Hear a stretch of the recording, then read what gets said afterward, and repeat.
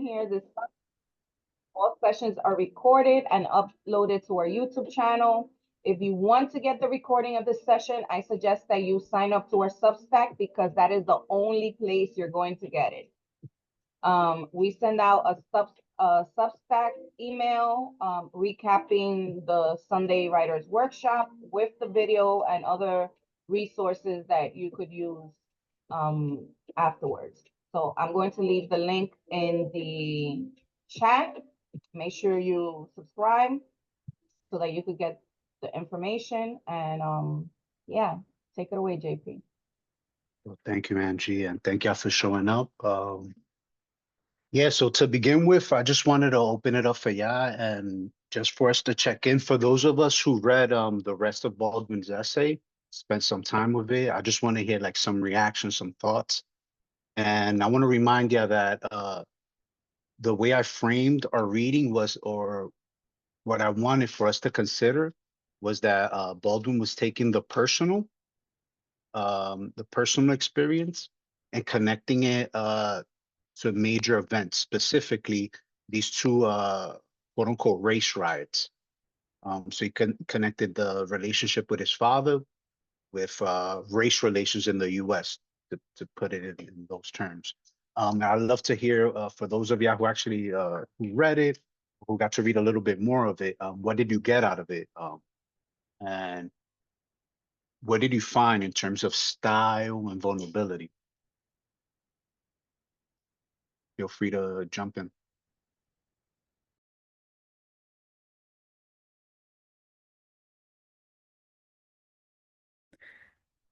Hi. I wasn't here last week, so apologies if this was already talked about or discussed last week. A couple things I noticed that when he talked about his father's funeral, he was making specific connections to the things that were happening in his community and around him that day. Another thing that really hit me was when this quote, when he says, when he was dead, I realized that I had hardly ever spoken to him. When he had been dead a long time, I began to wish that I had. And so, one, he started out with those connections to what was happening in the present, right, in terms of race relations, but then also speaking very personally about the lack of connection between his father and himself, and this idea that it felt like even though they were around each other and they were father and son, they didn't really know each other and they didn't talk to one another in the way that he had hoped. Thank you so much for that, Patricia. Yeah, totally. I feel that also, and that line was also super effective, right? And it resonates. And thank you for actually referring to the text on actual line. I think that helps us like all be on the same page, but also it helps us highlight what exactly made us feel XYZ, what exactly made us think ABC, right? So thank you for that, Patricia. And anyone else? And for those who just logged in, we're just talking about the rest of the Notes of a Native Son by James Baldwin. Any takeaways, anything that struck you? Yeah, Gerald. I want Gerald, espérate, Oh. Kimberly. Let Gerald go first, and then you got next, Kimberly.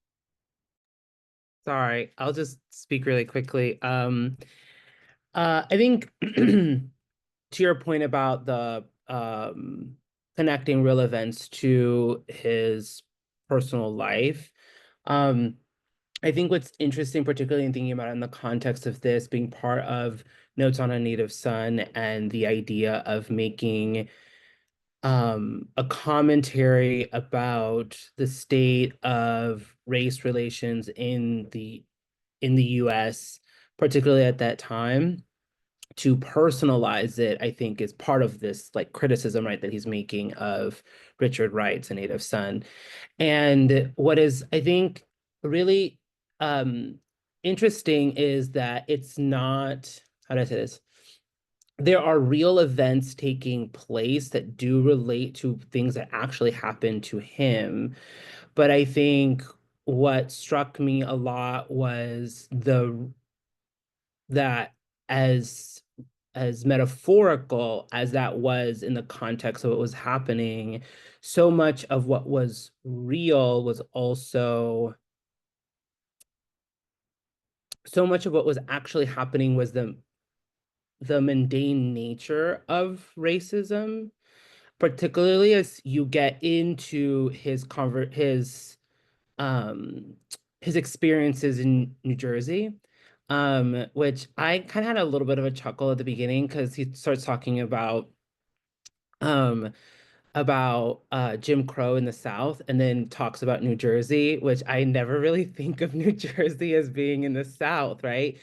And I had to reread that paragraph again because I was like, I thought he was going to be like, oh, when I worked in like Alabama or North Carolina, but he was like, I crossed the river. I went to New Jersey.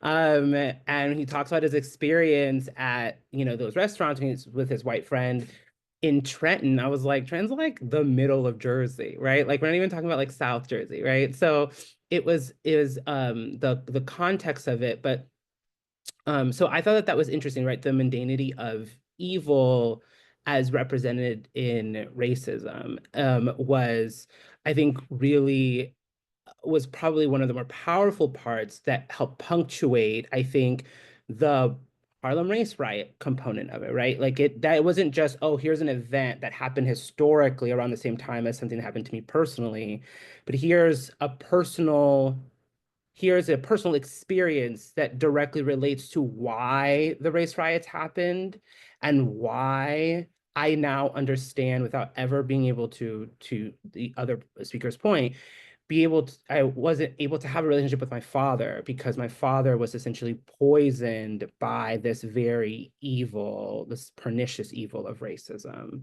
And that affected his relationships with everyone, including myself. And now I understand him, right? That context of that. So I thought that was really powerful the way that was used. I love that. Thank you for that, Gerald. Yeah, what's up, Omar? We're just talking about Notes of a Native Son. Uh, the rest of the essay, what struck us, what stood out, anything you want to highlight. And just to echo that point you made, Gerald, about the what's mundane, right? So the regular, everyday, boring experience, or certain details that um, we'd we take for granted. And there's examples of that in Didion's The White Album also, where there's some details that you look into, you're like, why is she focusing on this?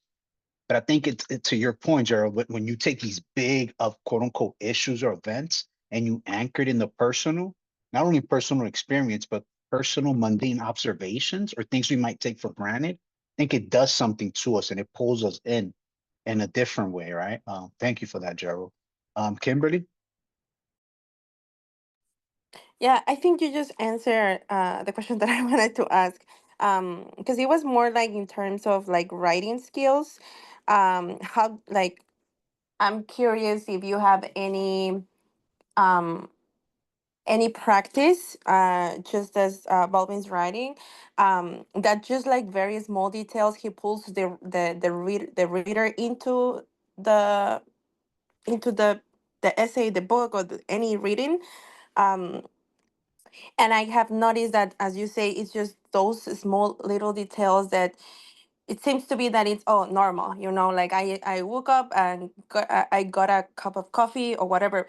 But how do you make that two actions feel and pull the reader into it? Do you That's have any that's like? a Bro, that's like I love that question, Kimberly, because I'm also always trying to figure that out myself. Every time I go to the page, I'm like, how do I make it so that the reader actually stays with it, right? Um, what I would say, something that works for me, and take it with a grain of salt because it works for me, right? Everybody goes about it in different ways. But when I write, I usually have two readers in mind. This has become more true the last few years. And my two readers is a childhood friend who they consume art, literature, et cetera, but they're not in the literary world. They're not aspiring writers. They just read for fun, right? Maybe they want to learn a little bit, but they're a casual reader. So I write for this person, and I'm speaking to this person, And then the other person is Danny Vasquez, an editor. Like I just have him in mind. These two folks share very similar childhood, adolescent experiences and family dynamics. And when I write with them in mind. The difference is that one is not in the literary world or industry. So and you want that, right? But what I get with Danny Vasquez is that he's a reader's reader. Like a lot of times he helps me figure out what it is I'm trying to say, right? Sometimes we don't know what we were trying to say or where the story's at, especially in the early drafts, right? And Danny helps me with that. And at the same time, because my friend, the casual reader is a casual reader, if something doesn't make sense to him, I have to make sure I consider that he's quote unquote, he doesn't read literary fiction for fun, right? But when Danny gives me feedback, I also have to make sure this motherfucker's a senior editor at a publishing house. So he's seeing things, you know, he has X-ray vision. So I have to consider that too. And these are two cishet Dominican men, one's from Queens, one from the Heights. And I write specifically for them, right? I have them in mind. And I think that anchors me and it keeps me sane. But again, Kimberly, that question, I think that's a question we're all gonna ask ourselves and keep trying to figure out. I hope that helps a little. If anyone has any ideas or any thoughts on Kimberly's questions, feel free to jump in. Yeah.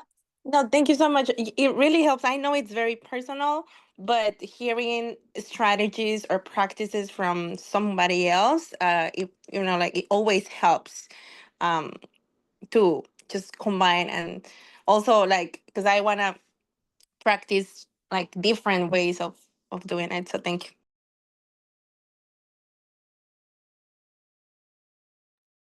Any other thoughts or ideas on Notes of a Native Son, James Baldwin, anything that? Go ahead, Paraisa.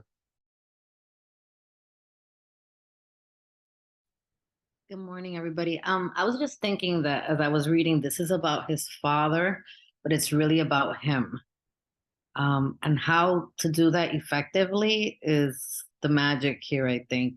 Because it's a lot of information, a lot of history, but we're learning so much about Baldwin himself. Yeah, ultimately, yeah, that's real right there. Just like it's about him ultimately, right? It's the Veronica. Can y'all hear me at coffee shop? Yeah, más o menos. I was gonna say that I think for me, this writing feels very accessible because when I think about memoir and creative writing in general, I feel like I have to write, as the sun shone and the wind was breezed, like. But Baldwin, when he describes a scene, like when we get to a scene, it's not. I guess it's not what I think of when I have to write creative writing. Like for example, in the scene with his friend that's helping him get ready for the funeral, all he really says is the girl stifling her very lively concern as to the possible effects of the whiskey on one of. Oh, I'm cutting off. Did you still hear me? I think I got cut off. No, you didn't get cut off. You're good. We can still hear you. Oh, okay. I was saying, so basically he says the girl stifling her very lively concerns as to the possible effects of whiskey on one of my father's chief mourners. Concentrate on being conciliatory and practically helpful. She found a black shirt for me somewhere and ironed it and dressed in the darkest pants and jacket I owned. And slightly drunk, I made my way to my father's funeral. So just it feels like for me as a writer, because I didn't grow up really writing too much fiction, I get intimidated by the idea of like I have to say, the girl looked at me with her eyebrows this, and then like her perfume was this. Like I like how he's just a matter of fact writing, like, but still is able to be an amazing writer without having to include all that. So it feels really accessible for me. And again, to your point, Veronica, is figuring out what you're trying to do, right? So if you notice he sets up a scene for the funeral and he sets up a scene in the restaurant. I'm thinking of those two scenes in particular. And you get a sense of where you're at, right? He talks about a lot of different things in the different sections where it's essay, where there's a lot of telling, and it could be just a voice floating. But there's moments when we want to set up a scene of something that happened where we want to, like the table, I was sitting here, they were sitting there. There were people in the background. The chandelier was hanging. And that's where you get those descriptions and you are into that, you could show off and make it really beautiful. But again, what are you trying to do exactly? What does it matter if you're trying to get across a friendship or a betrayal, but you're describing the way someone's dressed in intricate detail? Unless it's going to inform the friendship is one thing. But if it's just because that's a memory and it really stuck with you, if it doesn't mean anything for the reader, it doesn't mean anything, right? So just figuring out what is it we were trying to do exactly. And in the chat, Leslie shared some lines. We'll check out some lines also. She found that stuck out to them. Anyone else? Any other observations?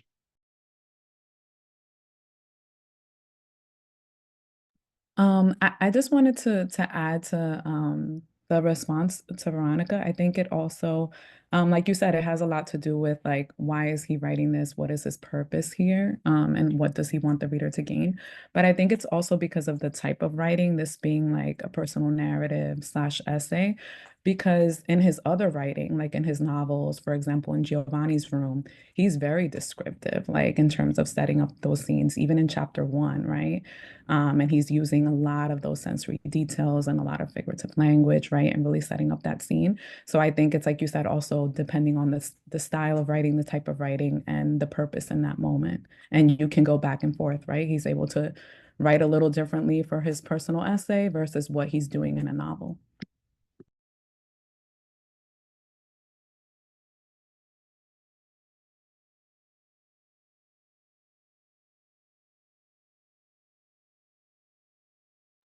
You were gonna say something, Ruth, or no? How can you tell? Did it look like I wanted to say something? I was just thinking about how, tying it to like the point in time that we are in history and the way that Baldwin wrote, and even your piece too, JP, how important it is to, things like this are important to write right now, because we tend to, when things are this bad and we watch the news, or at least I do, I disassociate a lot because I'm trying as self-care, right? Because it's really hard to watch the news. But when you disassociate this way, you forget the humanity behind it, like the people who are suffering this way. So when you read pieces like this and they interweave their own personal lives within the history of it, you remember like the personal impacts that these historical events have on people. And it ties into your piece, it ties into what's going on right now in the world.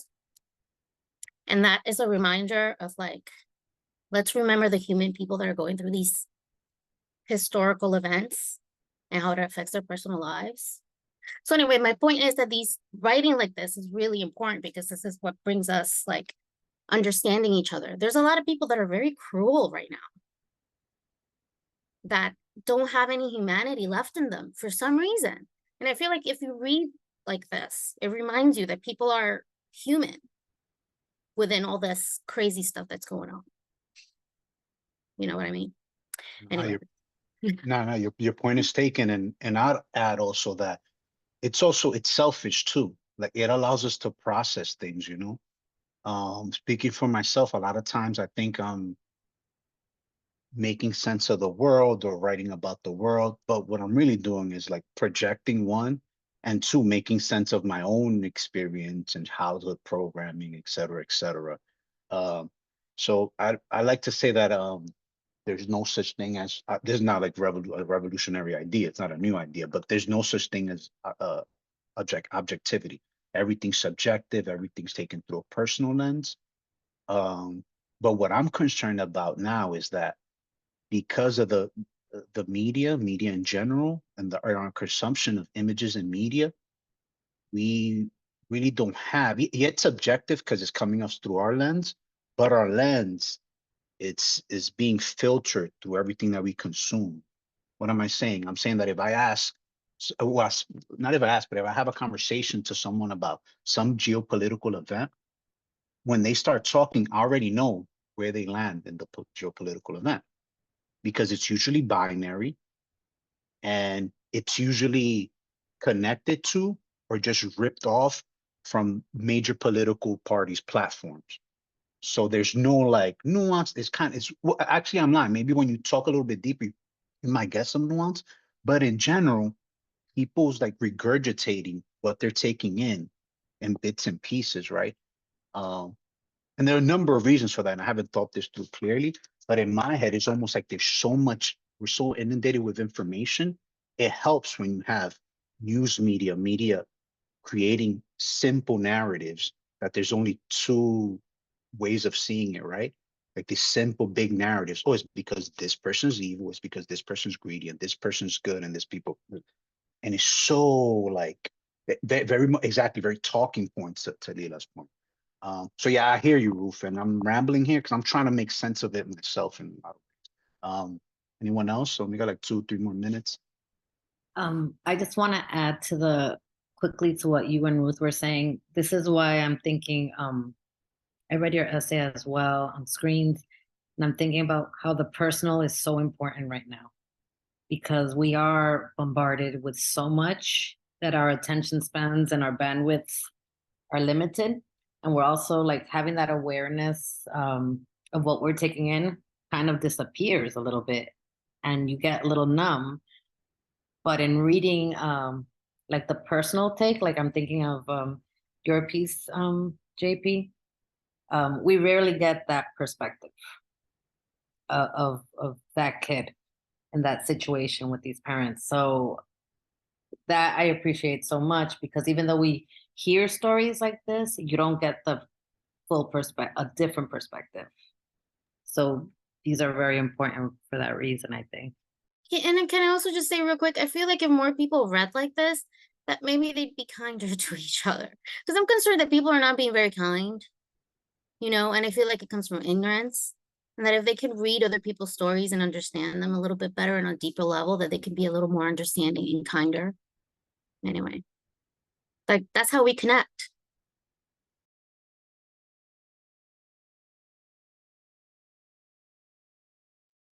Anyone else?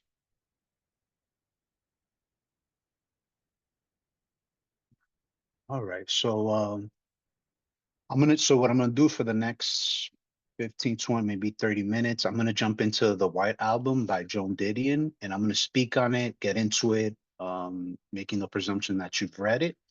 And after that, we'll have some time to talk about my essay and how I built it, how I went about it. Um, so I'm a big Joan Didion fan, and in general, but specifically this essay, just because I think it captures the limits of storytelling, the limits of narrative, the limits of reporting and journalism, and the limits of making meaning out of everything, right? Making meaning out of everything that's happening. Um, and if the essay gets a lot about the fragmentation of reality, and I think it's a great example that sometimes the content determines the form, right? So what do I mean by that? That if I'm telling a story about how these two people are soulmates and they're meant to be, and what one does affects the other, what the other does affects the other one, my story is going to be told in a way where both of these characters or both of these people are together, right? So the form, each paragraph, each section, going to be about both of them, right? And you're going to reinforce that. Now, if I'm telling a story about how isolated events are not making sense and you can make connections of it, you're going to create a piece where there's fragments, there's pieces, where there's sections, where it feels like islands, right? And what happens is when you have these islands, you're going to want to make a story, make a connection out of it, right? And making connections is what ultimately writers do, right? Making connections, making narrative. This is what we do as writers for the most part, right? When we make specific, even to the point of the metaphor, the simile, we're making these connections, right? The separate things, right? And at the other end of the spectrum is almost like making too many connections leads to paranoia, right? So you start making and seeing connections, making stories and narratives out of things where there's no real connection there, right? They always say correlation does not mean causation, right? Just because something's related in some way doesn't mean that it caused it, right? That's why you have conspiracy theories and all that, right? Conspiracy theories are just, sometimes they're not theories, they are real conspiracies, right? But in general, when we think of conspiracy theories, we think about these separate events and figures, and we start making these connections, right? There's that meme for It's Always Sunny in Philadelphia. I forget the character's name, where he's like on a board and there's like newspaper clippings and strings and right. So I think this essay, the content determines the form. It's fragmentation. It's a lot of different narratives and trying to make one big narrative, and the failure of that. So what I'm going to do is I'm going to go over the opening paragraph, the closing paragraph, and then I'm going to go over a section in section 10, which Didion talks about the Manson murders. The Charles Manson murders. He basically, Charles Manson ended up has some kind of like small cult, and basically convinced these young people of, this is all my conjecture, convince all these young people of killing these celebrities, right, who lived near Didion's home, right? And I think that moment, there's like captures a lot of what the essay is about, this paranoia. That after a certain point, if you're paranoid about violence around you, is it paranoia if it's actually happening around you, right? So let me share my screen right quick. Share.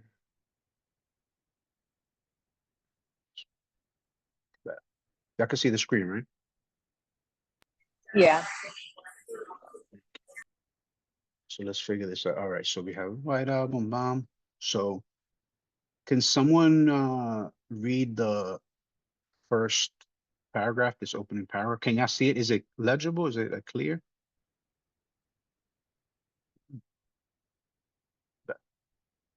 Ahora sí, it's good. But I don't want to read it. Yeah. Con toda esa bulla ahí. I'll read it. This is Lila. We tell ourselves stories in order to live. The princess is caged in the consulate. The man with the candy will lead the children into the sea. The naked woman on the ledge outside the window on the 16th floor is a victim of acidity, where the naked woman is an exhibitionist. And it would be interesting, in quotes, to know which. We tell ourselves that it makes some difference whether the naked woman is about to commit a mortal sin, or is about to register a political protest, or is about to be the Aristophanic view, snatched back to the human condition by the fireman in priest clothing just visible in the window behind her, the one smiling at the telephone, at the telephoto lens. We look for the sermon in the suicide, for the social and moral lesson in the murder of 5. We interpret what we see, select the most workable of the multiple choices. We live entirely, especially if we are writers, by the imposition of a narrative line upon disparate images, by the ideas with which we have learned to freeze the shifting phantasmagoria. Thank you for that. Yeah. So this is how the essay opens. This is how the book opens. And the first line gets at, like, I think the whole collection, the whole book, but we'll just focus on this essay for now. Just we tell ourselves stories in order to live. And immediately we have a sense of what this is going to be about, right? Didion goes on to give examples of particular stories, and what she's getting at, cause and effect, right? I had to look up the definition for this, and every time I revisit it, acidity, which it has a number of things. It could mean like laziness, or it could mean like to fall, right? Just to fall. Something else, Aristophanic view, just like a comedy, right? A comic favorite from the Greeks. Is it a comedy? And phantasmagoria, which I freaking love that word, which is just like a bunch of images, like the images of life, right? And when we look at this, we get, or at least I'll speak for myself. When I read this, I thought of like everything that's happening, And everything that happens, we look for kind of a story. We look for kind of an explanation. Hence why you're like, why do people keep watching the news if it makes us feel the way it makes us feel, right? However, what it does is that it gives us some kind of story. It gives us some kind of narrative, right? We need to know why. We need to explain why.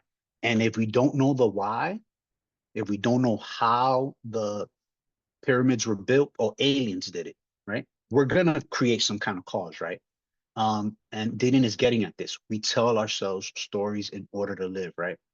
And it becomes central. So what the question then becomes, what happens when you don't have a story? What happens if you don't have one big, clear meta narrative, a big narrative that helps us explain everything that's happening, right?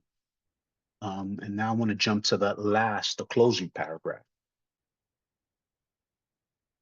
Anyone want to read this? Someone we haven't heard, maybe?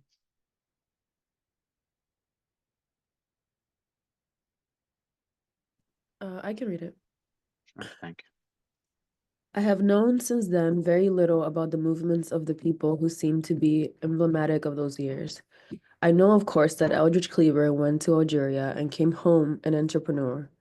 I know that Jim Morrison died in Paris. I know that Linda Kesbian fled in search of the pastoral to New Hampshire, where I once visited her.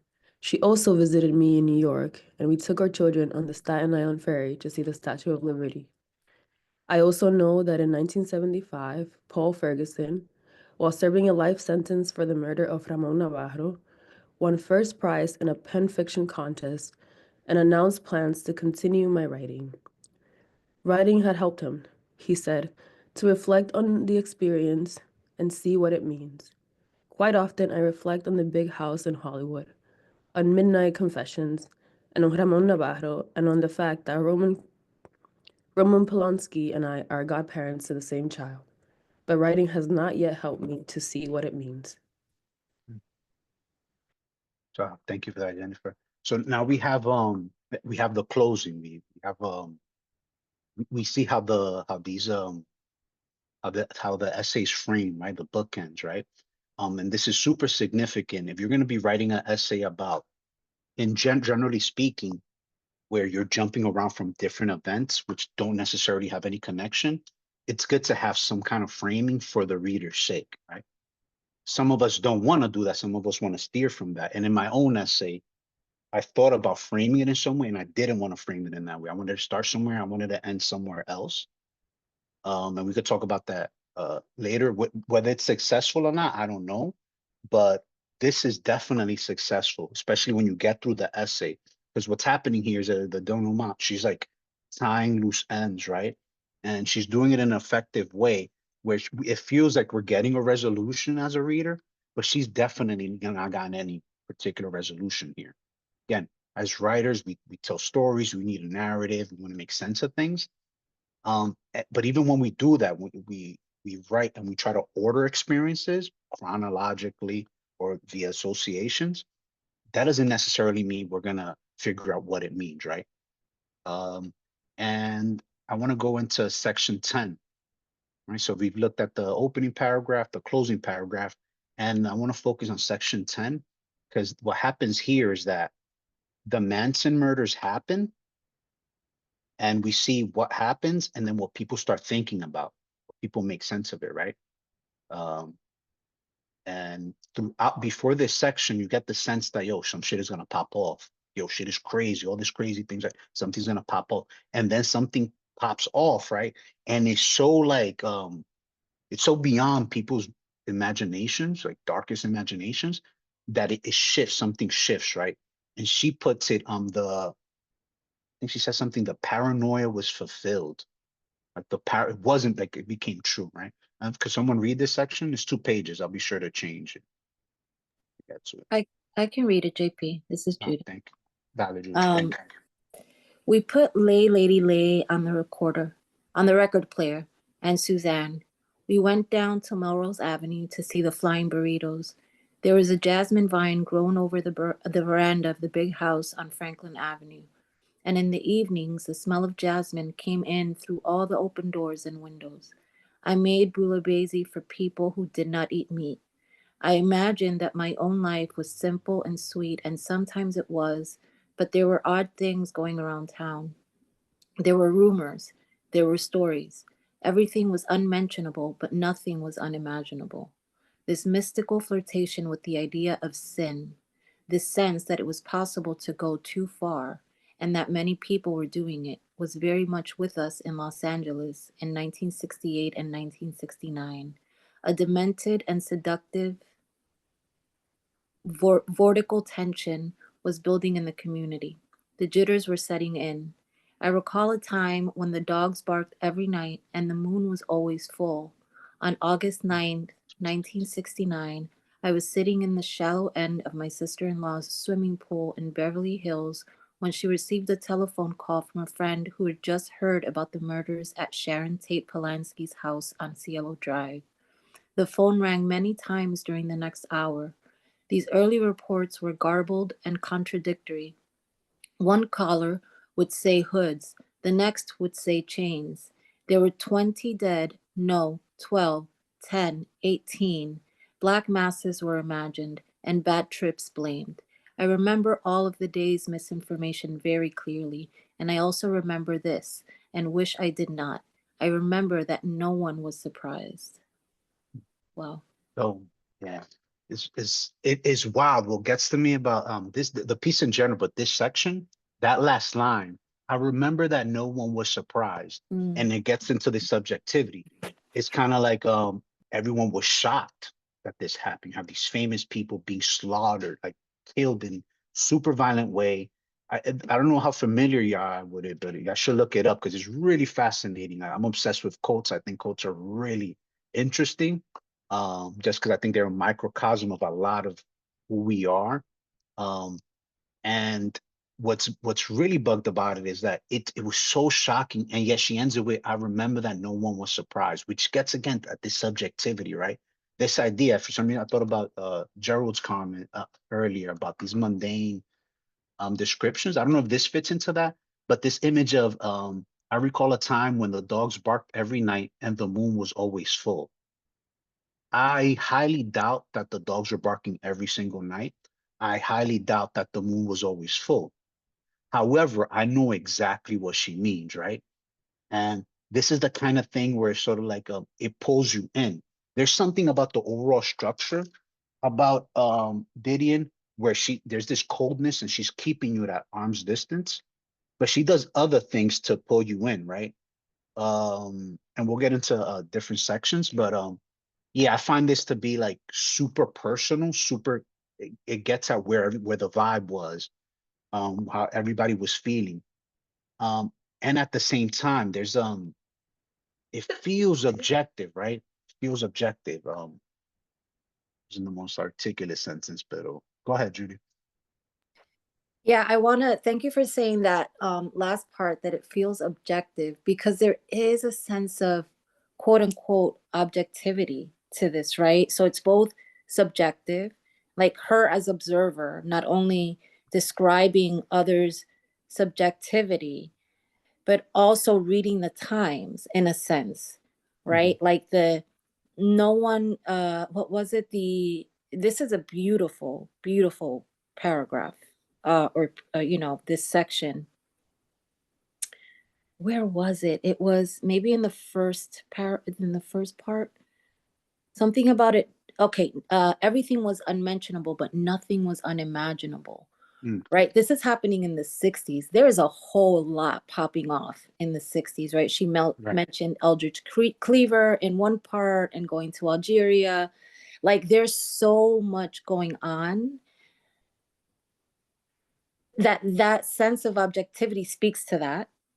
And at the same time, going into the you mentioned the language of microcosm, right? And quotes being microcosms, but this is also a microcosm. Like, God, I'm trying to put this into words. Right. The sense of numbness, right? Like, yeah, this is shocking, but no one is surprised by this.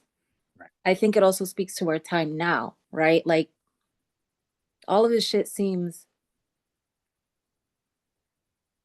like, what? How the fuck? Like, we're shocked, but we're not surprised. That wasn't super articulate, but you know what I mean? Like the feeling of that. No, that makes perfect sense. That makes perfect sense. And it goes into the, like, if you look at some, this is how conspiracy theories, right? So you can't, this idea of like it was black masses, right? Or it was they were just tripping on drugs. All this information that's happening, and you start trying to, what's happening here? People are trying to make sense of it. They're trying to create a narrative. They're trying to create a cause and effect. How did this happen? Why did this happen? You want to create a story, right? Because the idea is if we know the story, we know how to survive. Can we avoid this and this ending for ourselves and the family, right? So we want that story. We want that lesson. We want meaning out of this. But what happens is you're bombarded with different lessons with different meanings, which means absolutely nothing, right? And it goes back to conspiracy theories, right? So when you have uh any moment where you have folks questioning the government, not like a little bit or being like really skeptical, super cynical of government, you start questioning authority, questioning the societal contract. And I think she references that somewhere in the essay, where you start um, questioning, why should I function this way? Why should I move this way? Why should I believe X, Y, Z, right? Um, so yeah, so we've gone over the opening paragraph, the closing paragraph, and we've gotten to section 10, which I think captures like the ending of the 60s, right? That's when it was like the idealism is gone. We tried it, been, and then you got the 70s where this it's its own thing, right? So I'm just gonna go over the different sections of the essay. There's 15 sections. Some sections I'll get deeper into it. Some sections I think Didion is just making a point, but I don't think we have to get too deep into it. So I'll open with the first section. All right. So in the opening section, Didion is giving us what is she giving us? Some context, right? It's Didion's everyday life. Like she talks about, like, yo, I ran my errands, I did X, Y, Z. This is what I was doing. And at the same time, she sets us up with what we're gonna see throughout the essay. We get historical events through Didion's eyes. She goes, I watched Robert, excuse the typo, I watched Robert Kennedy's funeral on a veranda at the Royal Hawaiian Hotel in Honolulu, and also the first reports from My Lai. And My Lai was a massacre of Vietnamese people during the Vietnam War, where like they were defenseless. From my understanding of it, they didn't have any weapons and they were just killed. It was really violent, really horrific. So you're getting the geopolitics, the stuff that's happening in Vietnam, an assassination that's just happening, but you're getting it through her lens, right? So there's that. And there's also what she calls another flash cut, and you get her psychiatric report. Which is really interesting here, right? Because so one, when it comes to the historical events, you get it's filtered. A lot of these historical events are filtered through her everyday experience, and it feels like intimate, right? These objective, it could be journalistic, but it feels very close, right? And then when we get the psychiatric report, you could make the argument that this is vulnerable, like to be that open to share this, very vulnerable. But yet she just gives your psychiatric report, which is very cold, very objective, very right?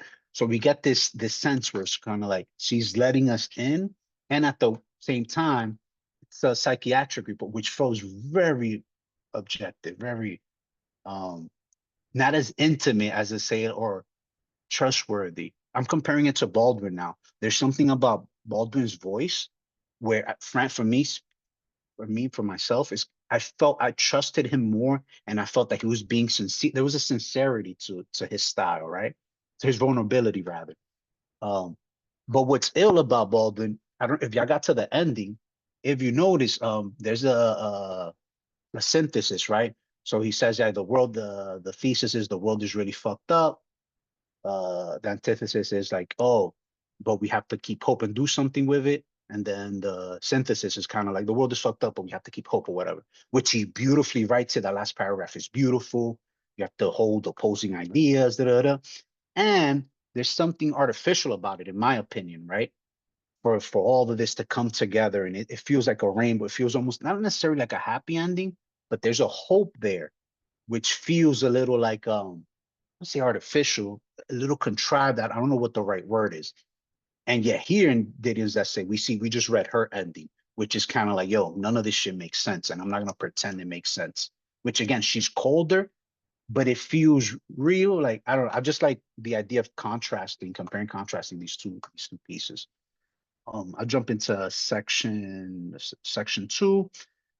This section just goes into she starts describing the big house on Franklin Avenue, which one of her friends describes as a senseless killing neighborhood, right? She references the Navajo murders. She talks about strangers. She talks about a Scientology recruiter trying to recruit her. She talks about this conversation with someone that it might have been a potential drug deal, but she's not sure. And in the last line, she says something like, "It took years before I found out that this wasn't necessarily a regular social interaction." Um, and yeah, and so much of this gets at the paranoia. She actually thinks, she's like, yo, like she thinks her house is liable to be broken into by killers, as is every other house in Los Angeles. That's why she starts any license plates that she sees like parked in front of her crib. She starts writing down the license plate number. She starts taking down notes of random things in case, God forbid, something happens to her husband and her daughter. There's proof of who did it, right? So you're getting this sense like, and she has this other thing too, where like, yo, she has this line that the time would come, I never doubted. So she has this expectation, like, yo, we're gonna be killed out here, and it feels like the neighborhood is in one of those areas that's like being gentrified, where it's like you get the sense of like, okay, developers want to do something with the house. I think she references in this house, the owners were waiting for I don't know, for her to move or something, for the lease to be up, for them to make a housing complex or do something with it, right? Uh, all that to say that she's setting up the paranoia where she's living, um, and how she was like. What struck me is the idea of her actually writing down the license plate numbers, leaving it in her drawer, so that the police could find it when her family's killed. Which is like clearly she was, going through it, right? And if you look at the times and the news of that era, I mean, how far off was she being paranoid, or was she being, like, did that make sense? What's section 3? Oh, section 3 is when she's at the studio with the doors. I think it's funny, which is interesting.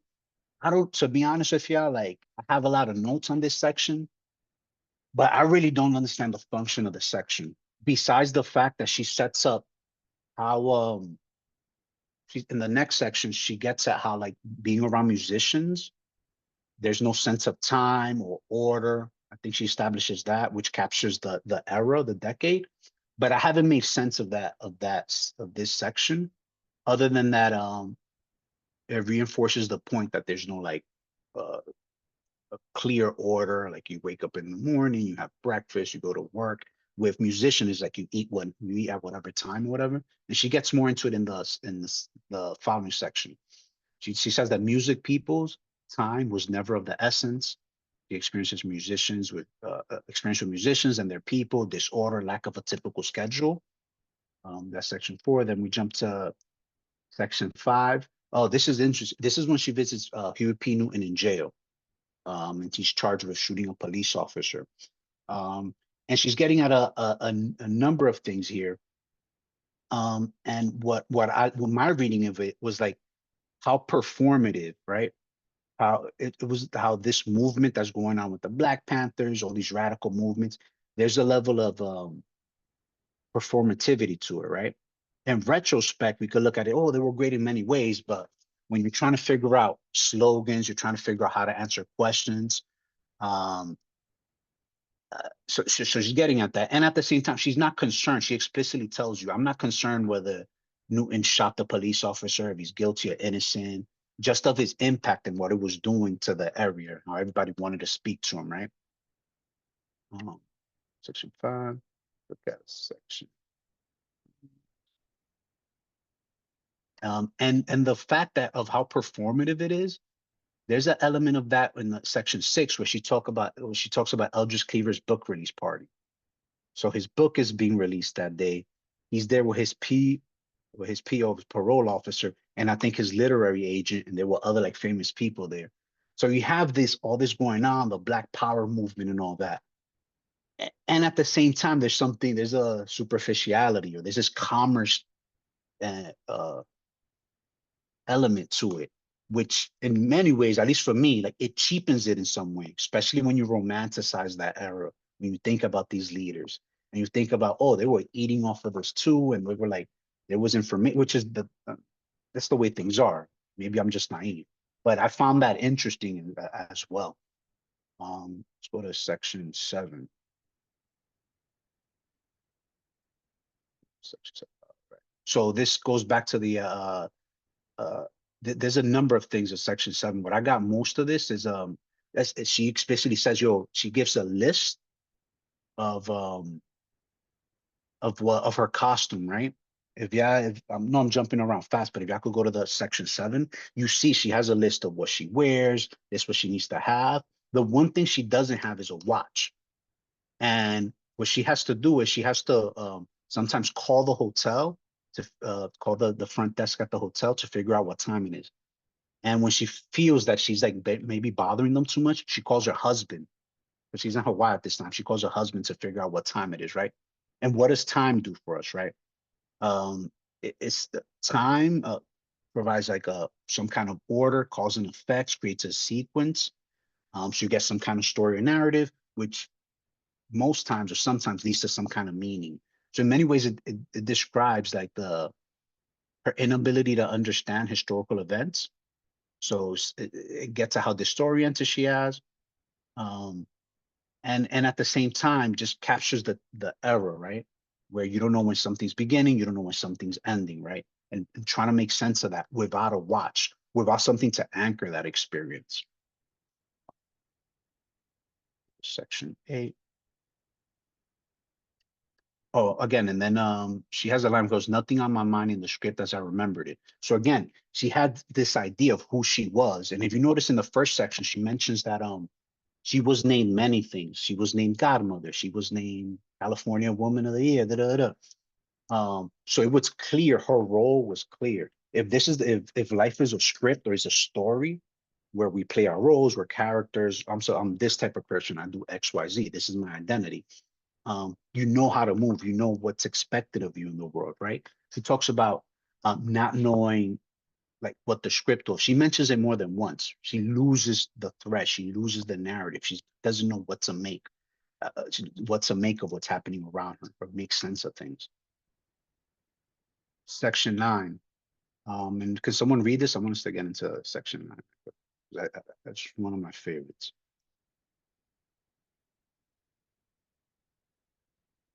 I can read. Oh, dale, Raisa, thank you. Okay. He had paused. He was a nice-looking boy and fired with his task.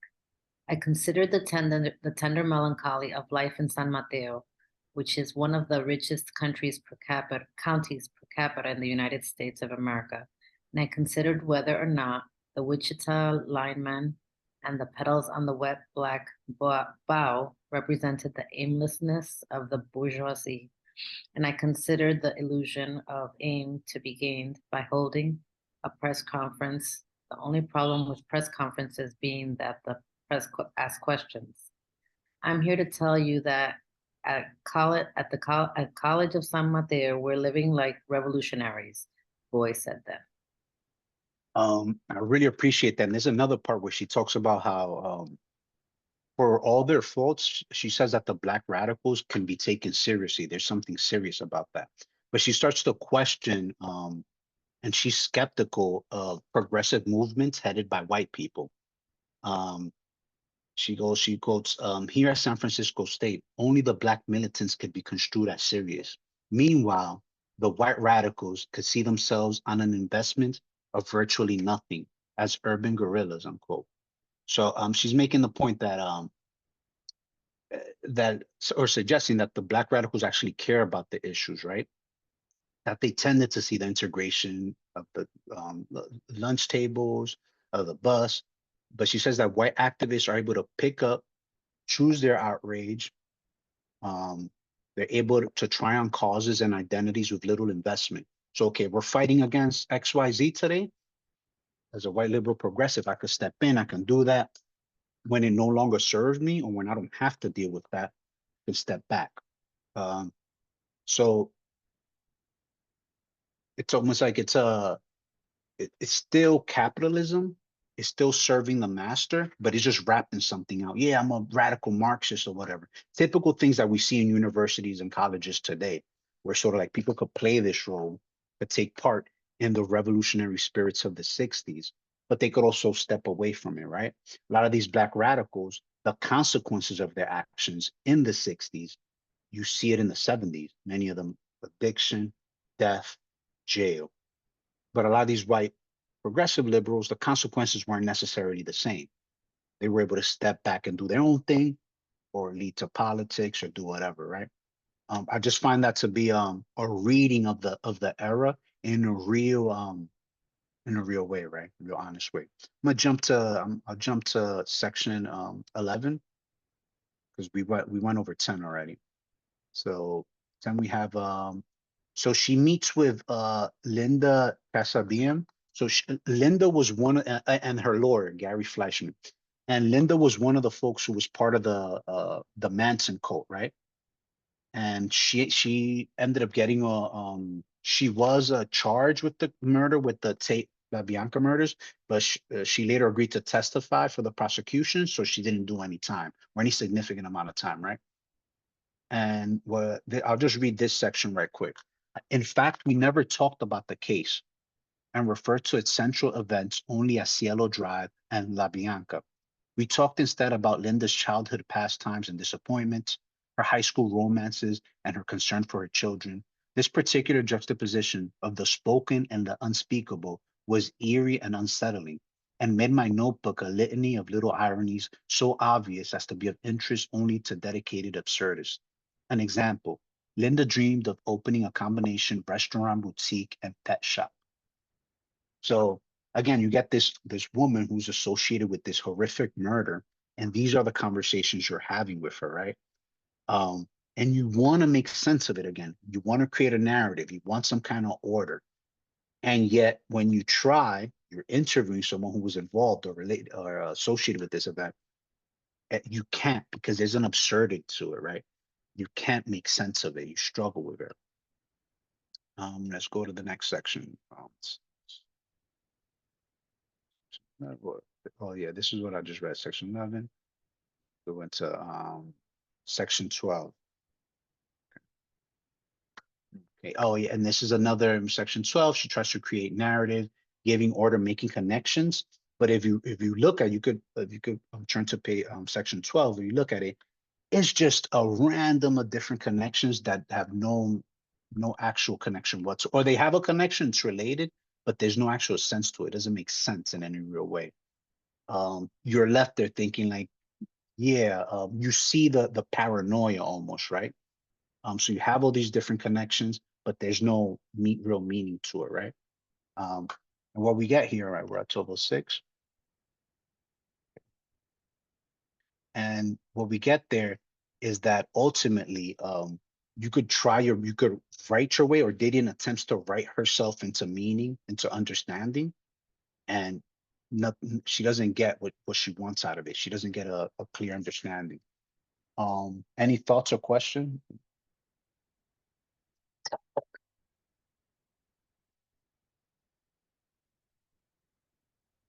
So have a more direct question. What do we think about the fragmentation of the narrative? Why tell the story in this way? Or a better question would be, how could she have told this story in a different way? Um, we've seen we see the result of it. We see the effect of it. We've experienced it. We read it. But my question, I want us to think, like if we had to rewrite this and create some kind of other structure, what other structure could serve what she's trying to get across, right? Because it's real easy to say like, oh, this is a great job. This is amazing. But it's good to read a lot of these things, especially popular essays or celebrated essays or celebrated stories, novels. It's good to experience them and start thinking, how would I have done this differently? Because because after the fact, after it's celebrated, it's so easy to be like, oh yeah, that's the best way. Maybe this could have been done in a completely different way. And I like for us to just spitball ideas, throw ideas on the wall, what we think about it, how we feel about it.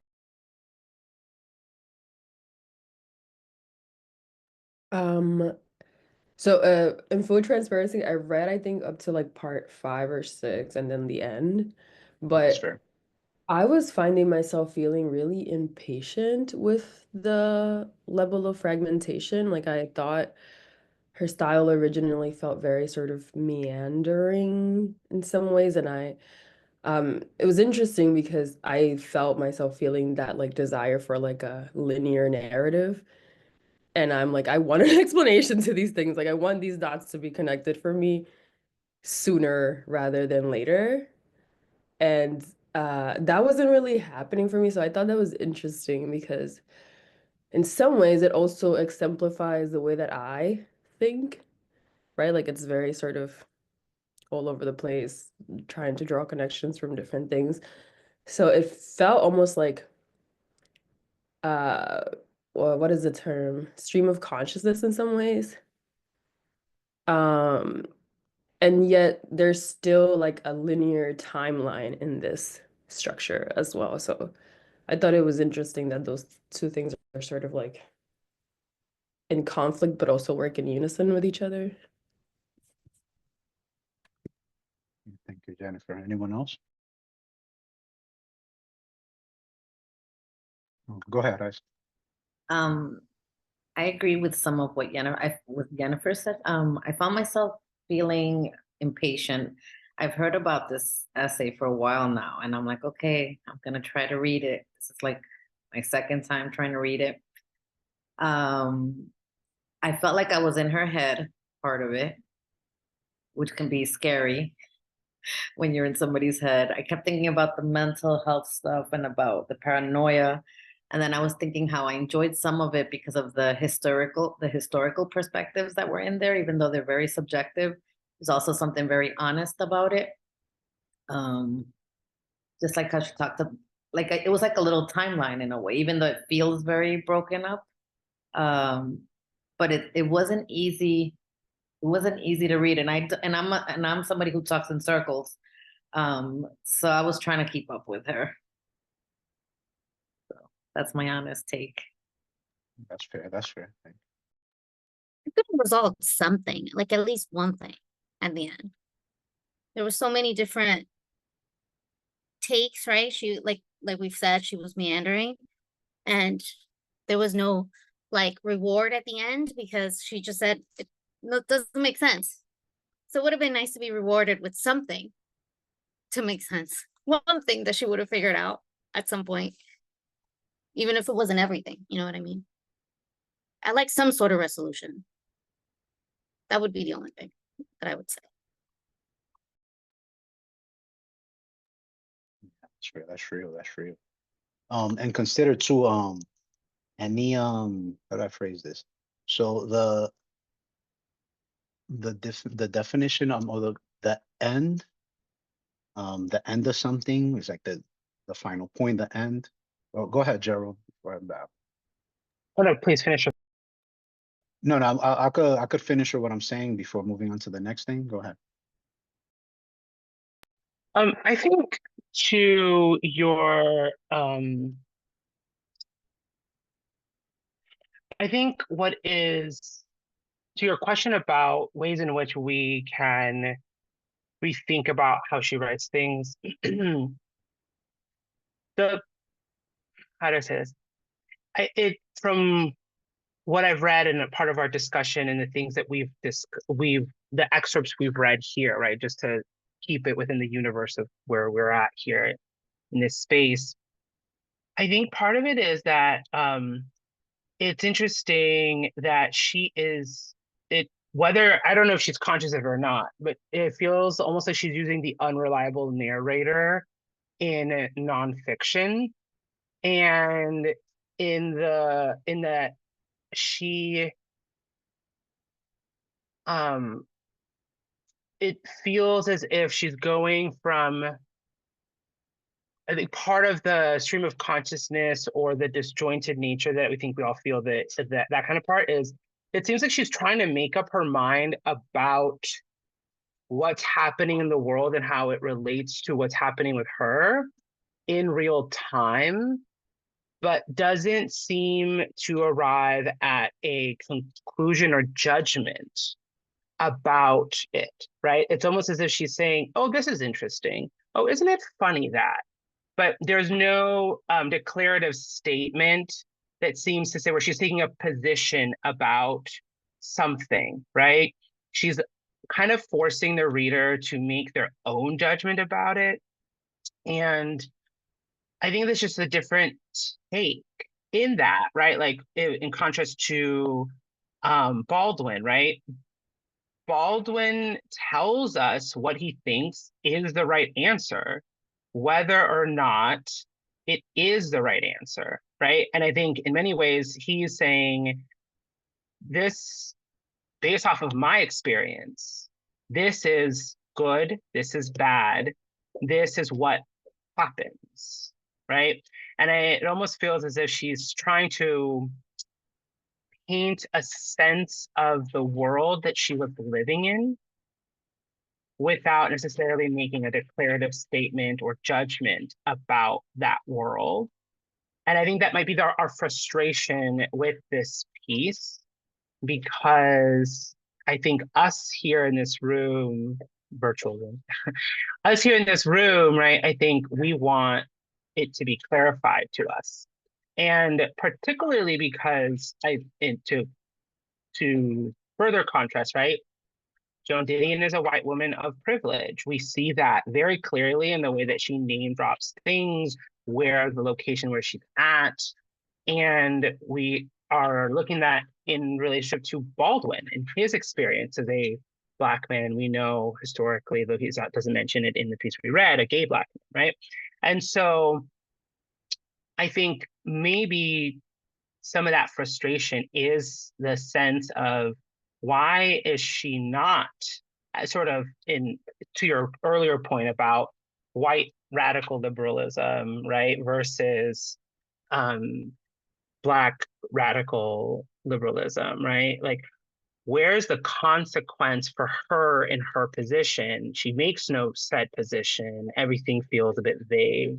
And I think that that's part of, at least for me, I think where I struggle. And so when you think about your earlier question about what we would change, I feel like I would say, well, Joan, is this right or wrong? And why? And what is your position on that? And can you be held accountable for that, right? And that may be, I think, part of it. That's interesting on the bring in how identity plays into this. There's the question of how her identity feeds into the writing, which of course it does. There's a question of how identity feeds into our perception and how we take it in. And then a thought experiment. What happens if this white woman were to give us some answers on the 60s and made a declarative statement? Then what happens is, well, I imagine, because I know my people, right? We're going to question, why is she, who is she to, and this is where identity politics goes into, I don't know where it goes, but I could see her making a declarative statement about Huey P. Newton, about the 60s, how many other writers have done, thinking of Buckley, Norman Mailer, and the reaction would be, how dare she, right? Which I think is a good point, as a conversation. But what I would want for us to focus on and focus in on is, why tell the story in this way, right? And something else to consider, there's our frustration with a text we've read all the way through, and there's a frustration with a text we've only read a few pages of. Because when we get at the end, the definition of the end is the ending of something, the final point. But there's also the goal or the result one wants, right? So the end is the purpose, right? And there's something to be said of our need for answers from the outside, right? because so much of what she's getting at is that I would make the argument, just to push back, that it's not that we don't get any answers. We're getting a whole bunch of answers, a whole bunch of narratives, a whole bunch of explanations of why things happen. And yet none of it really makes sense, at least not to Didion. And you know, I feel the frustration too. So I'm still like grappling with what you're saying, Gerald. Thank you for that. Go ahead, Judy. You got Yeah, it, and then you, Veronica. Go ahead. Thank you, Gerald, for saying that. Because I agree, and what I wanted to share, I think, is connected to what you're saying and what you just said, JP. Like, do we need? I'm thinking back to our last session, where the personal narrative, if I'm remembering this correctly, is different than in a declarative essay, right? Because the person is giving their subjective interpretation of the things that are going on. They're not going in as a journalist. Like Joan Didion is not coming, even though she is providing a whole lot of, from her perspective, facts, like things that are happening in the outside world. So they're, and I think someone in the chat said something to this effect, that there is no neat conclusion, right? So maybe from her perspective, there's that she is giving us a whole lot of information. I think she's also taking, like, in this position of what she's critiquing, right? As a white liberal, I can take this objective stance, right, and not deal with the consequences, but she is dealing with some internal consequences, right? Because it's not, it's a whole lot of information that she herself hasn't concluded or created a declarative statement for herself, right? A declarative, like, this is the thing, this is my position, this is the right way from my perspective, right? And we don't get that because she's not there. That's my reading, right? And also, like, the end is the end, right? That this is the end of her reflection on this, right? And then we have to do the job of conjecturing where that leaves us as readers. I'm a person who, like, doesn't, I like pieces if they're done well, and even with movies, right, where we don't get a neat ending. So I think I also write from in that way. I don't know, I'm just drawn to think to narratives that are like that, if they're done well.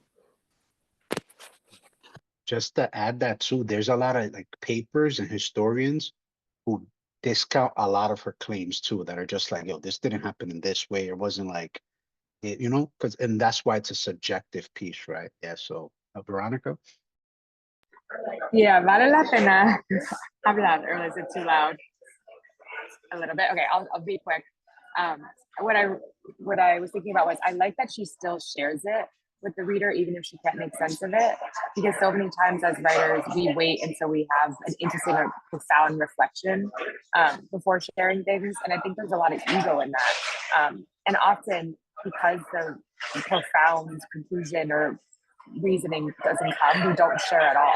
And I think often this type of work can be interpreted by others later, and that's how I believe history is preserved. I was like a little girl who fell in love with the Anne Frank diaries. So just kind of the idea of, like, it's okay.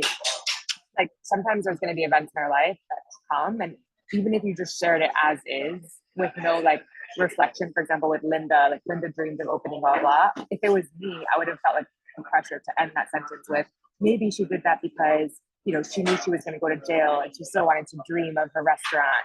But it feels like less pressure, again, to have this other tool to use when you don't know what the fuck is going on. And also, you don't have to have so much ego and always having an answer for your readers. So I like this style a lot.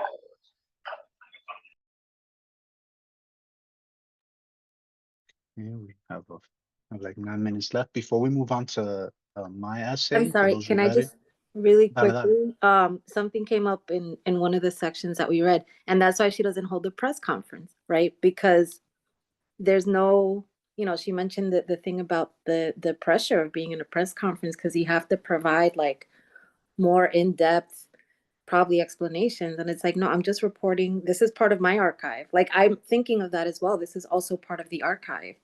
And to your point, if it's not really objective in the sense that these events didn't happen in these ways. They're her interpretation of those events.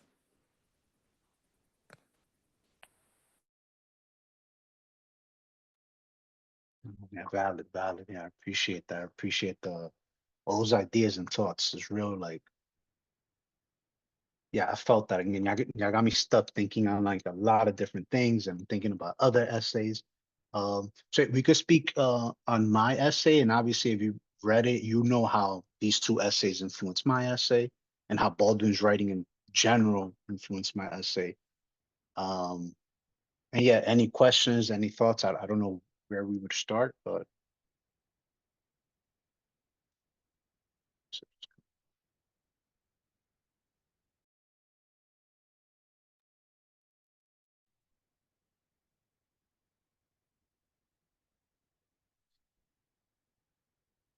I'm bad. I'm pulling it up right now. So I can start, I guess. that's After reading the first paragraph, I was very surprised how the rest of the essay like went, right? Because it felt very academic initially, and it is, but um the way that it sort of funneled itself into like a more personal story had like an element of surprise to me. And then I also kind of got stuck on this idea, which I guess is like a reference to the James Baldwin, um, of like not of like seeing too much when you're a kid and like not having those conversations with your parent, and sort of like all of the questions and conversations that we hold within ourselves from the time that we're children to being like the adult child of a parent, and then having to sort of experience the loss of that parent to sort of actually be able to reflect on the conversations that you should have had. Um, which like I think, I guess is I think we're all probably in a similar age group, but as someone who's like in their 30s, is like a constant question of like, how are you going to really navigate these sort of like difficult discussions with your parents? Are you going to address them? Are you not? Or is it just gonna, you know, slide through? And then what does that mean for like the rest of your life in some ways? So that theme, I was like, oh wow, okay, that hit me in the gut, and I'm like thinking about it. I also sort of like or I feel like you were able to like extract a lot from like a very sort of small description of what was going on uh in your life as a child. And if you don't want to be addressed as the author of this essay in like a you me to you thing, like let me know. But um yeah, like I just thought you extracted a lot from like sort of like a minimal description of just watching horror movies with your parents. So as a sort of style choice, I think that's really interesting or efficient. thank you. Um, Real quick, because there's the excerpt that I gave Angie initially, but then I realized it wouldn't make sense, and then I sent the longer excerpt. Just to like if you could tell me like in the chat which one y'all read. Not that it, not if that matters. I'm trying to figure out like what would be most useful to y'all. Um, uh, are y'all interested in figuring out like how the essay came to be? I want to like figure out like what's gonna be helpful, because like I'm super self-indulgent. I could talk about, oh, this is my inspiration and da. I'm trying to figure out what would be useful. Because what I want to get across is how you can go about writing your own not necessarily in how I did it or how Baldwin or Didion did it, but just how you could do it in your own complete way.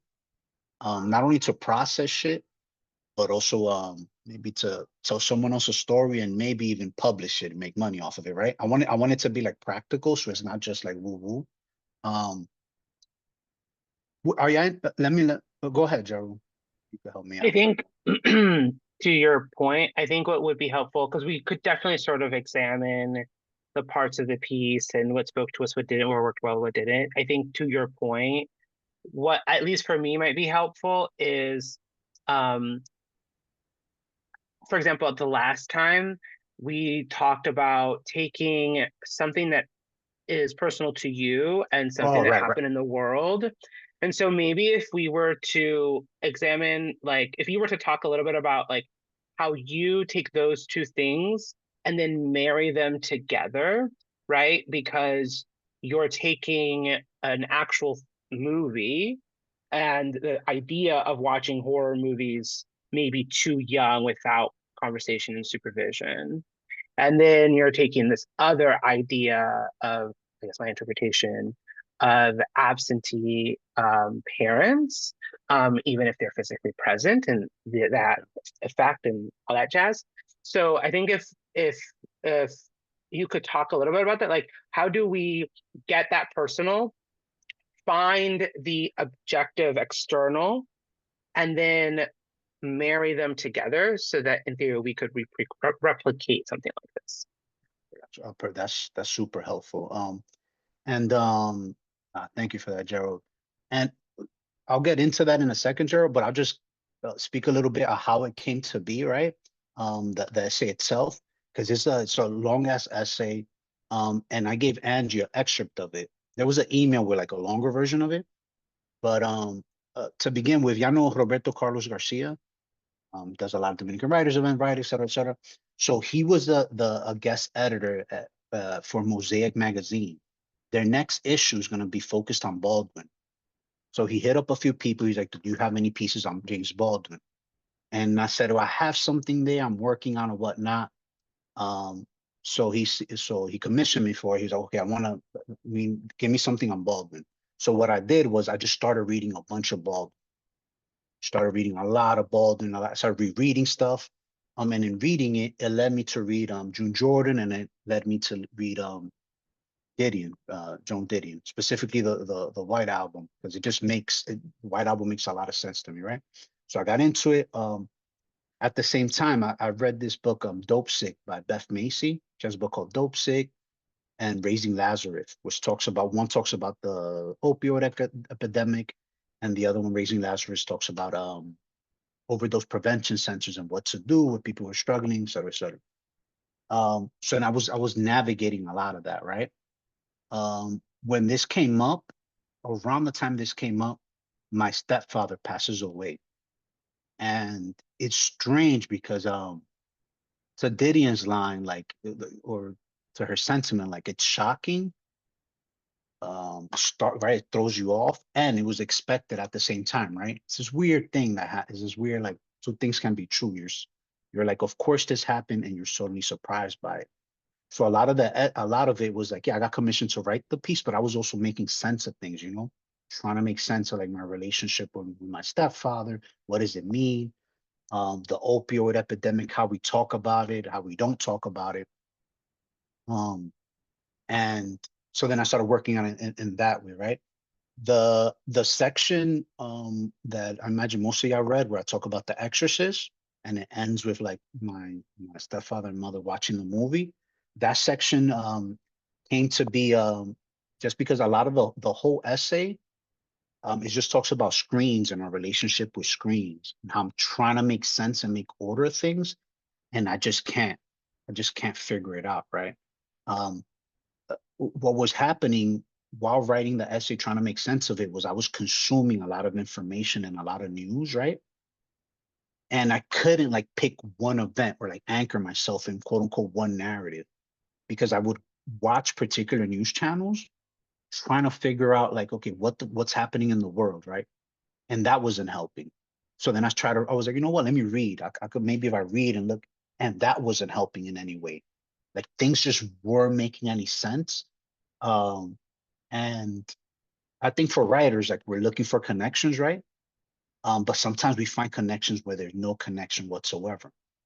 I'm trying to make sense of it, and trying to anchor it in like political events, and none of it made sense. Like, I'm trying to writing this essay, trying to make sense, and then Trump's assassination happened, or attempted assassination happens, right? So then that just throws me off. Then I'm seeing Kamala Harris running for president. I'm talking about other parts of the essay now. Kamala Harris is running for president, and she's a former prosecutor, and I investigated her in a little bit. And the way progressive folks of the left, people I'm with, were celebrating her in this way, that was very confusing to me too, right? And I want to understand and make sense, and I was just super confused about it. Now, to answer your question, Gerard, specifically about the things with movies and screens, I just kept thinking that there's a difference between what we're consuming on our phones, VHS tapes, video games, versus what's happening on our side of things, right? The way like screens present us the world or filter the world is one way, yet the way I speak from the way I experience is completely different. And that's what I was struggling with. And I recall watching movies with my parents as being this thing that connected us, right? But there was also it connected us, and it had us watching super graphic, super adult things, right? And I don't think I should have been watching that at that age, right? Couldn't handle that, but I was watching it. And yet the irony is there were other things that were actually happening that might have been even helpful, but we didn't get into that. So you'll show me you allow me to see all these graphic things, which fucked up my head, right? But you won't share the graphic reality of what we're going through, which would explain a lot of what was going on in my childhood, which would help me make sense of things. And I was just, and then the idea of horror movies. John Truby, he has a book called Anatomy of Genre, which I recommend for you to just jump around, skim through stuff if you're into a particular genre. And he talks about how horror movies have to do with sins of the past. He gives a whole bunch of examples of how horror movies are about some shit that happened and there's a vengeance there, or something you haven't confronted and he comes after you, right? And when I read that, I read it a while back and clicked, and I remember underlining that part and writing it down and saying that, oh, this is a lot for a lot of us children of addicts or children of alcoholics. I think there's something to be said about how that haunts you, and it feels like a horror movie in a lot of ways, right? And even the idea that you call them, or that you call these subset of people children of alcoholics or children of addicts. So the fact that it's a children, so it's almost like you're trapped in that space, you know? And I get into it in other parts of the essay. And to be real with you, Gerald, I'm just trying to make sense of it, right? I'm just trying to figure out what it is. So there's this element of the confessional. So it's almost like I'm confessing to get your attention. And there's something contrived in that. And there's something desperate in that because I want your attention. But I also want to make it beautiful enough so that you feel like I've worked on it, it's making sense. So there's a lot of, there's processing there.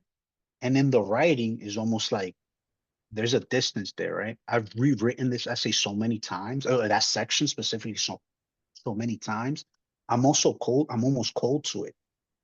I'm almost like it's not even me, right? But you were gonna say something, my fault. No. Thank you for that. I think so thank you for sharing that. I think a lot of that was really helpful. So I guess would you recommend, so let's say I want to create a piece similar, and would the first step be to think of a theme and then journal about that or reflect upon that, and then find within either my memory recollection and or current events or historical moments that were happening at the time, or whatever that other objective piece is to weave in? And what would be your recommendation for searching for something like that? So you had the initial prompt of James Baldwin, and you had the idea of screens. And so I'm curious, like, did you had the Baldwin part ahead of time, and then you started thinking about yourself? Like, what is sort of the order of operations there? Yeah, that's. I hope this is helpful for other folks too, because even talking to you about this, Jared, like this is actually helpful for me too. It makes sense. Because frankly speaking, I'm also like a intuitive writer. So in the bigger piece of the essay, I jump around from things where like the subconscious, so there's a connection there, but the connection makes more sense for me. And as a reader, you might get it, you might not get it. So yeah, so speaking about this helps. What I would recommend is, or this is what I do, I'm speaking for myself, is I read Notes of a Native Son. It made me feel some type of way, right? So years later, when I'm writing a piece, I want to create that feeling. So I revisit Notes of a Native Son. He's struggling with his father. He talks about his childhood, makes sense. He's dealing with his father's death. How did Baldwin do it? At the same time, there's this fragmentation in my head. I'm fucking on Instagram too much and my attention span. So where do I feel? Okay, the White Album gives me this sense of like fragmentation and disorder and trying to make sense of things through writing, right? So I read that. So there's the what is it that you want to do, right? So there's sometimes I'll read Baldwin for feeling, right?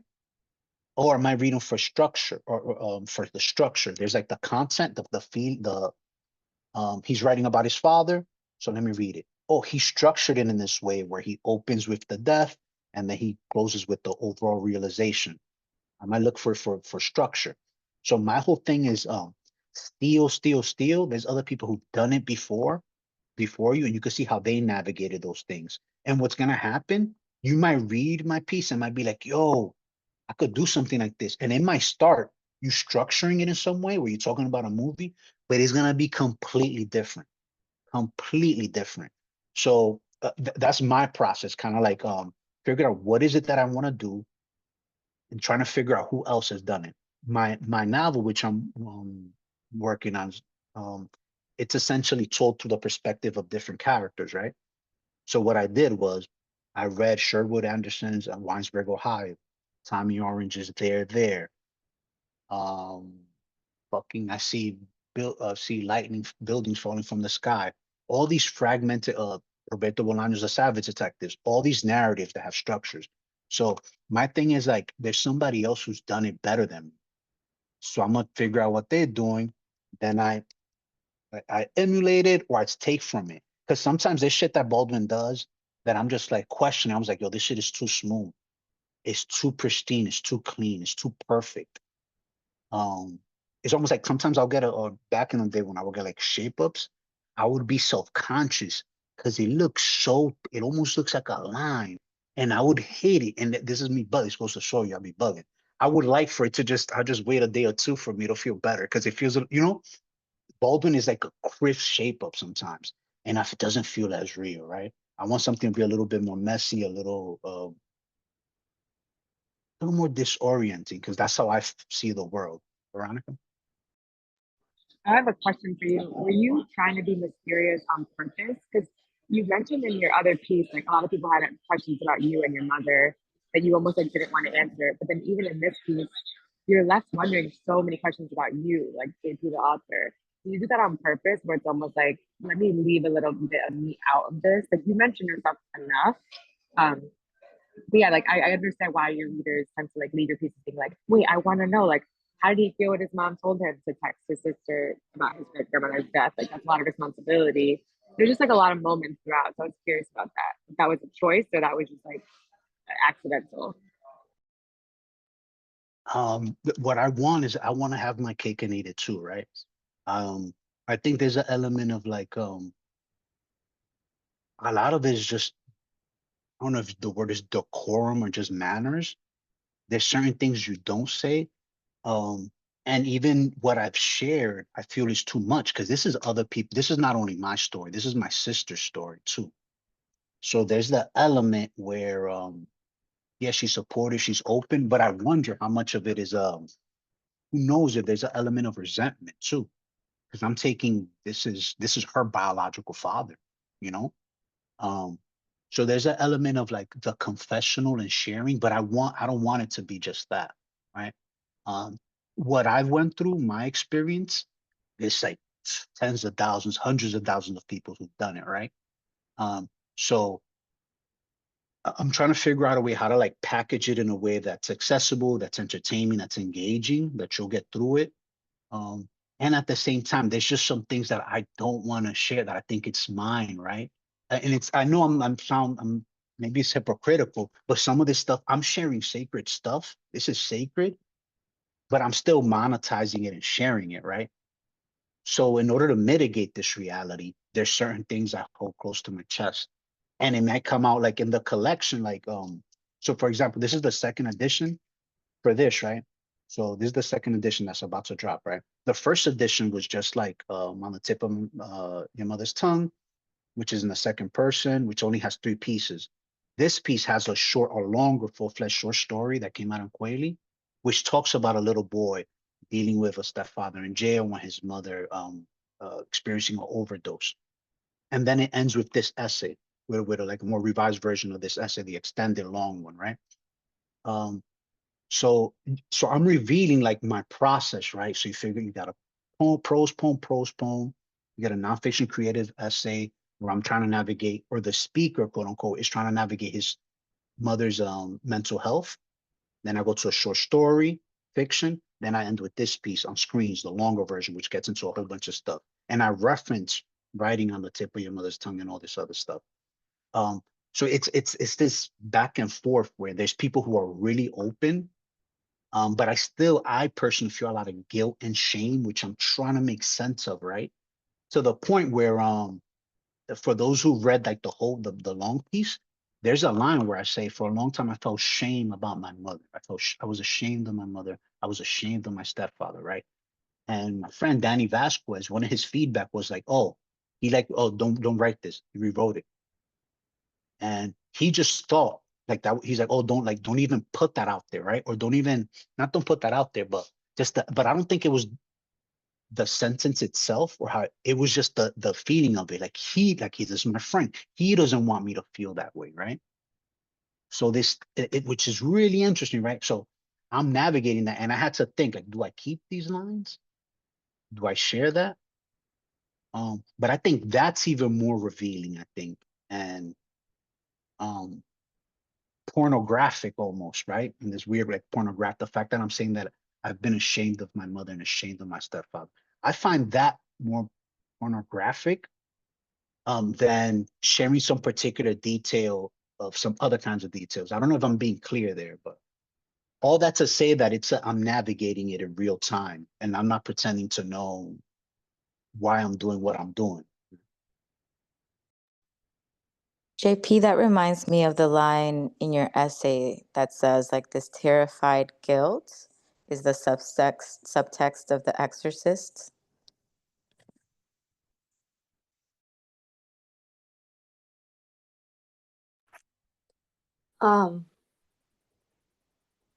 As I'm hearing you talk, I can't help but think of my own experience, which is probably like, part of why writers write, right? Because it reflects, I mean, it's processing. So I'm thinking of this through a trauma lens, right? You're processing, you mentioned fragmentation, and I think a lot about fragmentation for those of us who have lived through trauma, because that's just what happens to our brains, right? We have to fragment, we have to compartmentalize in order to survive traumatic circumstances, especially when they're chronic, right? And I think of big T trauma and little T trauma, right? So the trauma of poverty and the experiences that come along with that, and just living in a system that is oppressive in all of these different ways, right? Where people have to figure out how to make a living, figure out how to raise a family,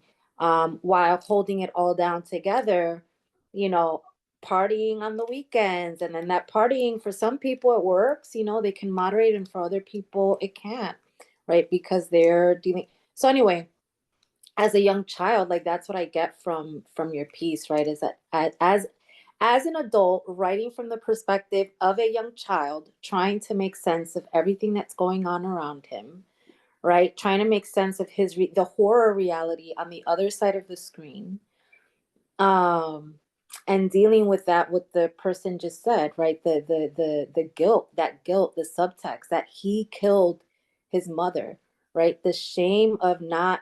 I feel that I'm putting this together, like the shame of not texting your mother back, right? Because I live with that, right? And I'm still processing through that. My dad was a polysubstance user, you know, alcohol from my memory was his vice of choice, but I also remember him across the street from 190 at the park on 190th in Amsterdam, meeting with a friend.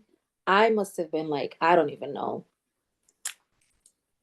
6, maybe 7, 8, no sé, maybe 9. And he was, you know, he had a folded up, like long ways dollar bill with a little, you know, him and his friend sitting down con un solvete cortito, sniffed something from the dollar bill, right? So like from that early of an age, I always thought that my dad had a problem with alcohol, but my dad probably had a problem with multiple substances. And he died when I was in my mid to late 20s. He called me, like we were estranged. He called me. I never called him back. So I'm still in my writing. It shows up in my writing. And actually, I'm thinking about a piece that I wrote that I would love to share with you, JP, because I'm also trying to make sense still of the fragments and bringing them together. So anyway, just Yeah. wanted to share that. I'm sorry about that experience, and thank you for sharing that. And then you already know, share that with me whenever you got the chance. Um, that's real, man. And and just to make it clear, like this is a very particular experience, but I think we all have different kinds of like experiences when it comes to our parents or childhood that we're trying to make sense of. And yeah, to your point, Veronica, like sometimes it's not hiding behind a third person fiction. Maybe it is, right? Um, because we hide in different ways. Like if you read the beginning of On the Tip of Your Mother's Tongue, like a lot of it is in the second person. And I was trying to figure out like what's my obsession with the second person, right? And there's a number of things. One, like there's a pattern of writers, of people writing the second person when they want to be removed from it, right? When they want to be removed from the experience. It's like you're like externalizing it. There's that. But what I think from my experience, I write in the second person, just because a lot of my childhood, which as the coping mechanism, defense mechanism, was dissociating. And what better way to dissociate or you become, I guess, I'm agreeing with you, Veronica. Now, you start hovering over. You're looking over, almost like as if in the third person. But you're like you, and you externalize it. So, all that to say that it's good for us to reflect why we write, not only write, not only reflect on why we're writing what we're writing about, but how we're writing about. So I've mentioned it a few times. There's the content and the form. There's the liquid and the shape of the bottle, right? Why, like trying to figure that out. And yeah, and all that to say that there's conversations that we're having, right? And it's in English, English speaking audiences that is thinking about harm reduction and all this stuff. But the Spanish speaking audiences, like our parents, family members, don't really know about that, right? So for this collection, what we did was we have it in English, but we also have it in Spanish, right? So it's the same. So it's like in English and Spanish. Something that I'm trying to figure out how to do is how to have these conversations with like older folks here in the city, but folks in the Dominican Republic, because the experiences are very similar. Sometimes more around alcoholism, but when you get alcoholism, a lot of times in a lot of spaces, that's paired with cocaine.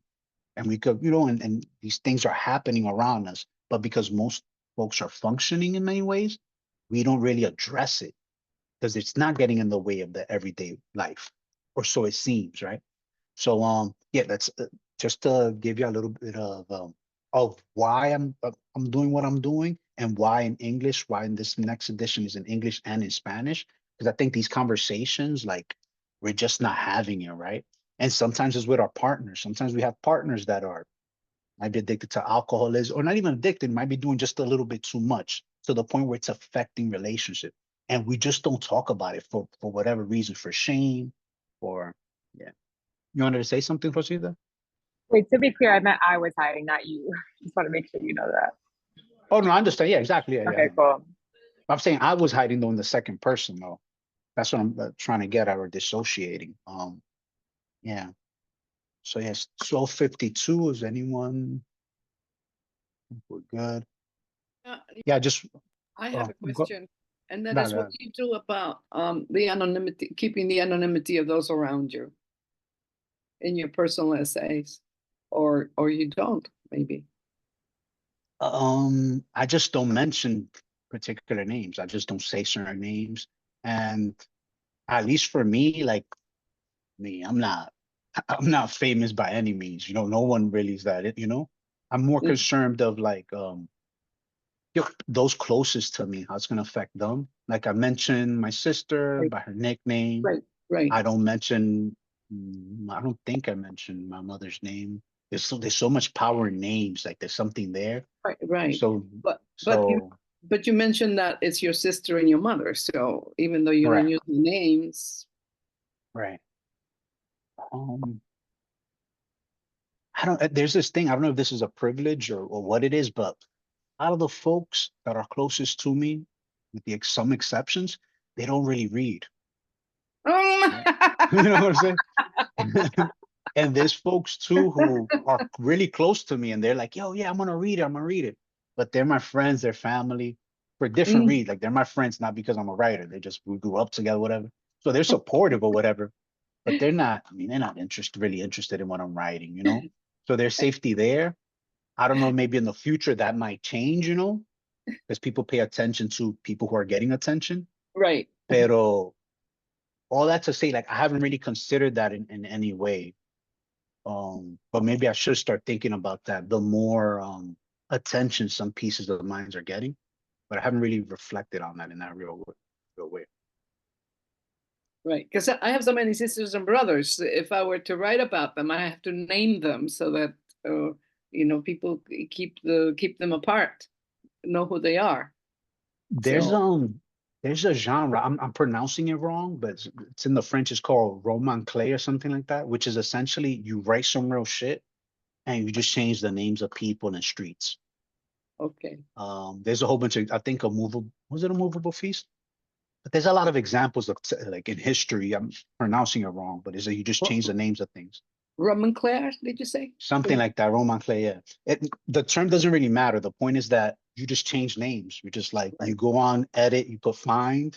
If the person's name is Carlos, every Carlos change them to Leonardo, and then and then you just keep in mind. Mm-hmm. So Okay, there's ways around that. okay. Thank you for asking that question, Rosita, because I asked that question, JP, during the retreat. I asked Alicia. For those of you who don't know who Alicia is, she's also part of the Dominican Writers Association and has facilitated a number of workshops. And she, because I was thinking about that. My narratives are very much around, my writing is about my family and just me making sense of everything, right?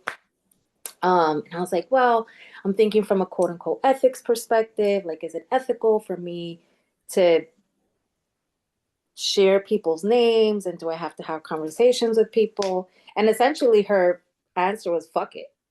This is your story. And I get that. And at the same time, like when I'm talking about my grandmother, stuff that she shared between us, it's part of the narrative that I'm building, and I want to be mindful and stick to my promise that I'm not going to share this with anyone, right? And at the same time, like if I'm writing about my family, I have to share, So anyway, I don't have an answer to that, and I don't know if I'll ever come to an answer that feels right, quote unquote. But yeah, it's a thing. And Yeah, you can play around with changing around the names or, kind of taking when I talk about my dad, I say my father, but people will know who my father is. Right. And again, I don't know how many people from 190th are going to be reading this piece. Who, if any of the old heads from the neighborhood are going to read this piece, but if someone knows me and my family story, they'll be able to make the connections. Exactly. It goes beyond fuck it, because they can sue you for A, libel, B, to get some funds because you made money out of their experience. So they want some of the money. Yeah, man. Yeah, You know, no, it's that's real. real.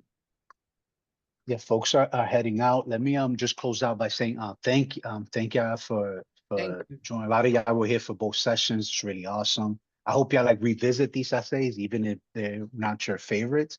And how do I end this?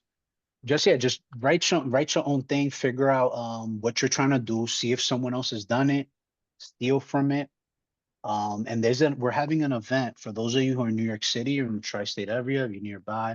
We're going to be at Word Up March 15, and we're going to be discussing this text and with Francis Mateo, another dope writer, and Roberto Carlos Garcia.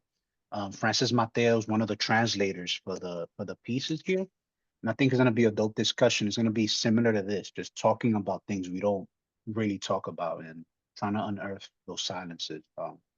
Yeah, thank you a lot, man. It's really fun. Angie? Can you send that Thank you, info JP. through Angie? Okay, bet I'll do that. Thank you. Thank you, everyone, for joining us today. The recap is going to be sent through Substack again. So I know a few people texted me. The registration for these writing workshops are still on the website, but if you want to get the resources and the videos, it's through the Substack. Okay.